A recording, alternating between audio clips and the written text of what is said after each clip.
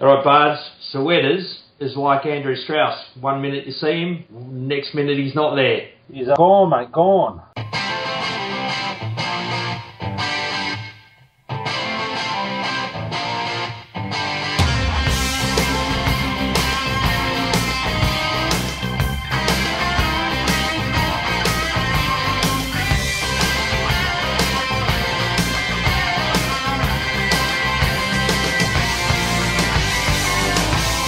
No sign of him. Promised a second week in a row. Andrew Strauss has decided that he's had enough cricket, and he made a little speech, and I couldn't help but thinking he was maybe having a little dig at Ricky Ponting. Did you hear what he said? Just about knowing when to go out and when you're at the top of your game and blah, blah, blah. And I thought, yeah, he's having a go there. Whatever.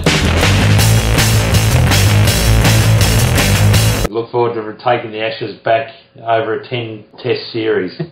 Yeah, that's what it is. So, talking of taking things back, give us a score. Alright, mate, we had the mighty Hawks 15-12-102 defeating the Sydney Swans 14-11-95. In that old adage, if the Hawks get over 100, we rarely lose, and we just got there, just enough to win the game. And your Bardslow votes.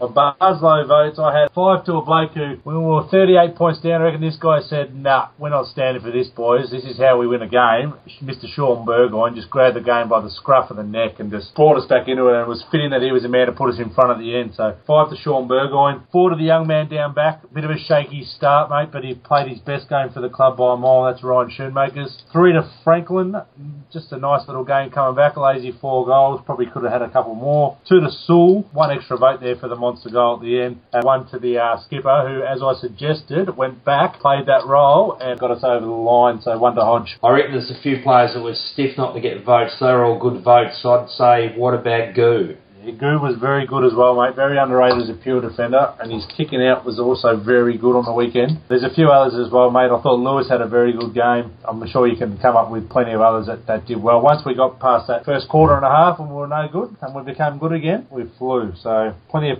blokes put their hands up that didn't in the first quarter. Quiet games from Ruffy and Gunston. Yeah, not a lot there from Dunstall, but I was sort of mentioned at one stage I thought he needed to get into the game a bit. Also, Luke Bruce, for the first time in a long time, failing to get on the score sheet, but he was very handy and with some assist and some great work off the ball as well. So I've got a few goal kickers for you. We're a bit down on our spread this week, but that's all right. Franklin got 4, Burgoyne 3, Piopolo 2, Suckling 2, and singles to Gunston, Sewell, Shields and Smith.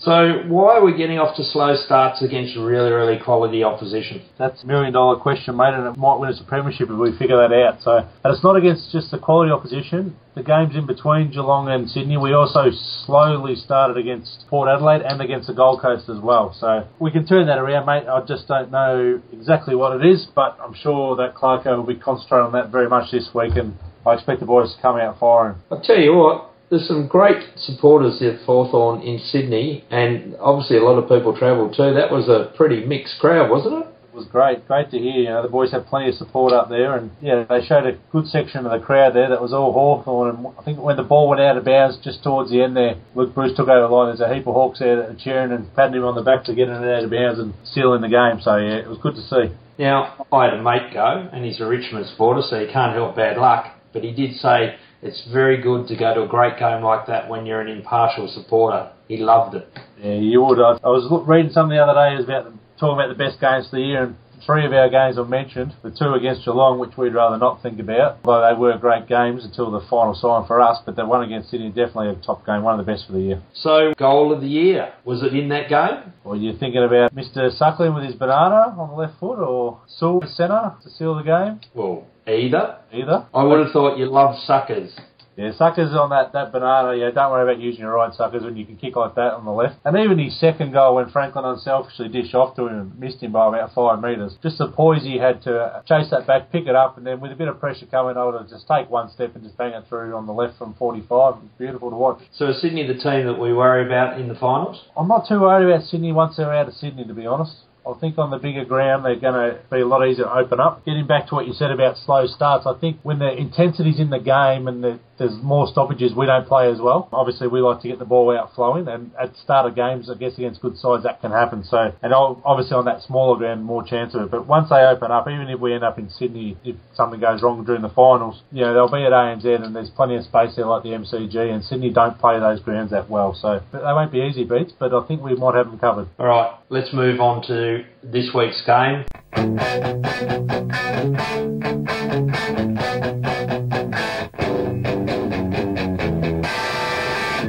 Let's rock!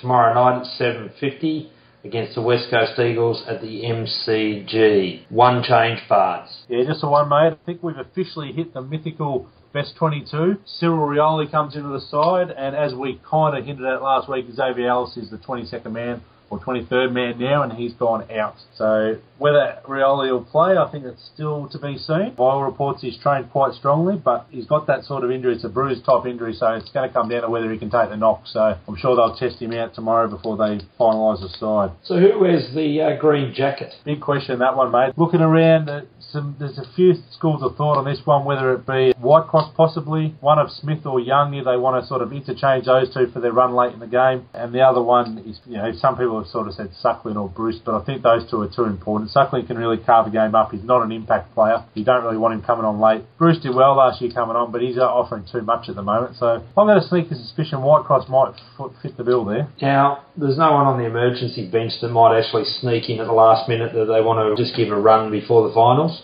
The only one would be if they're thinking about going bigger and bringing Bailey back into ruck against Cox and Natanui, which would give us a flexibility of being able to move Roughhead back if their tools get on top of us. But I'd imagine that Clark will want the side that he thinks the best. He'll back us to beat them with run and with the game we play. So I reckon he'll leave it as it is, as long as Rioli's all right. How do we deal with the big cue stick and the sewing machine?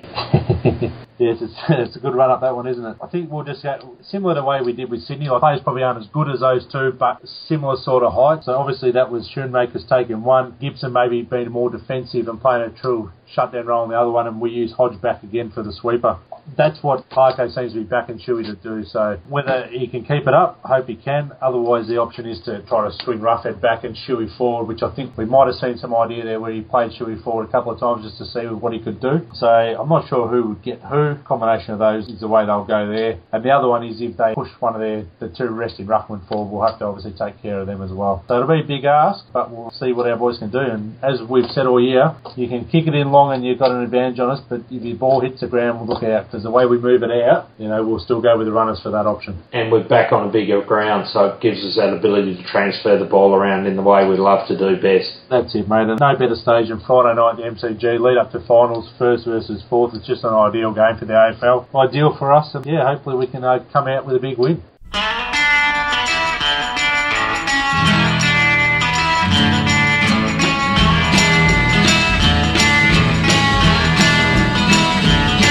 I glossed over a couple of things from the last game. Bards, first of all, Shuey, you gave 4 votes. That was probably his best game in his career. I'd say so, mate. He was a bit shaky early, but if you watched it closely, what he did after that was he just did a great job on Reed. He had Mumford at one stage and saw him out-bustle Mumford in a marking contest and used the ball really well when he got it. There was no mistakes. Fed it out to the runners really well, so definitely his best game. And the other guy who definitely played his best game for Hawthorn was Sean Burgoyne. That's what that guy's capable of. He really did grab that game for us, turn it around, and he was still going at the end when he slotted the goal to put us in front. So, very important games from those two. And if we can take that sort of form in the finals from those two, it'll go a long way to win the premiership. So what did I text you? That Burgoyne's been our most consistent player all year. You did say that, mate, and he's one of those players, Burgoyne. He doesn't get the 30 or 40 possessions like a Swan, but he hurts you with what he gets, and he makes them count. And he's been playing a very defensive role this year. He often gets the opposition as the best small forward, and no real small forwards have got on top of us this year. That's partly from his work. I think he asked Clarko to put him on the ball Saturday afternoon, and that's what got us going. But having Hodge back helps that too, because he can go back there and do a bit of the Burgoyne work. But he's been consistent, and he might just have a little bit in him for turn on for the finals, I hope. Right, now the other thing I glossed over was who got the margin. I did hear you say that you thought the margin would be 7. You didn't clarify whether you were talking goals or points at the top. Being that you've gone with points all year, we're going to give you a 10 out of 10 for picking the margin exactly. You must have loved it when Sui's goal went through and it made it 7 points. I think the whole neighbourhood heard about that goal. Mate, I was upstairs. My bartender actually came in early. He said, I'm here early so you can go and watch your footy. He didn't have to tell me twice. I ducked straight upstairs. And when he hit that goal, I let out one of those blood-curdling soolies and there was rumble in my voice. I was very happy. My father came running from the other room to see what was going on. Yeah, huge goal, that one from Brad. And when you see the replay, he didn't have much time to get that kick-off in the end and he just nailed it beautifully.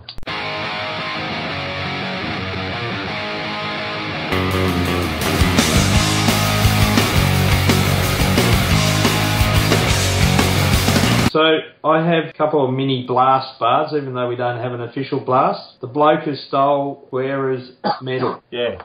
Nice bloke, that is. What are you going to do with a premiership medal? The only person that would want it is a Hawthorn supporter, and no Hawthorn supporter is going to own Brent Guerra's stolen medal. You know, if Brent was selling it, someone would buy it, but you're not going to own the stolen one. Put it on your wall and your mates come around and bash you. Yeah, low life. Hopefully it's just someone who didn't know what they were taking and it does find its way back to him. Could have been a few blokes from down Carraro Bayway that maybe thought that he stole it in the first place and they were trying to get it back, but good luck, buddies, you're not getting that one back. The other mini blast is Wedders picked against us. He did. I was in a bit of a conversation with him on Facebook and he said something about being an idiot, and I said, I think the idiot's the bloke who picked Sydney last week, Wedders. So he said he's just trying to add a bit of life to our show, Grant. Well, where is he then? No faith. You have little faith. He's auditioning for captain of the English cricket team. There's a job coaching Carlton as well now. There is indeed, or do you reckon it's already taken? I reckon it's taken, it's filled. And if you're Port Adelaide, would you take Brett Radden over there? Of course you would. I reckon you would. I don't think he's as bad as what they're making him out to be. He inherited a basket case. That game on the weekend, which has probably cost him his career, they won every single stat that he's worth winning in a game of footy and lost the game. I can't say how that's his fault, but I think their decision might have been made before that, to be honest. In honour of Brett Ratton and Sticks Kernham, we'll play this next song.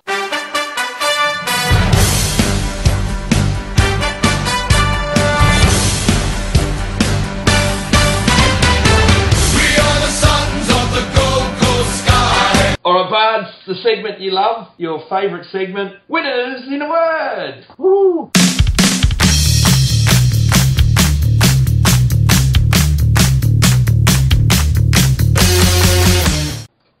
Hawks. Hawks. Cats. Geelong.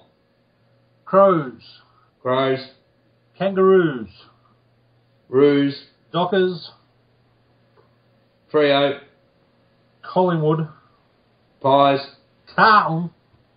Saints. Tigers. Tigers. And Brisbane. The Lions. And that was Winners in a Word. They worked much better without Wedders.